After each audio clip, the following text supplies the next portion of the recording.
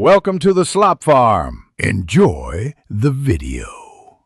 You're starting inside Google Forms. Sign into the Google account that owns the form and open it. Once opened, make sure you're viewing the correct form version and click the title area at the top. You'll see the current name become editable.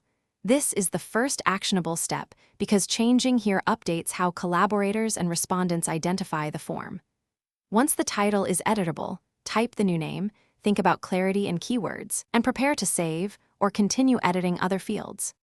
Now that the title is editable, type a concise descriptive name that tells respondents what to expect. You should also update the form description right below the title so the why is clear. This improves response quality. Make sure to check collaborator permissions by opening the share settings. Renaming doesn't change access, but confirms who sees edits.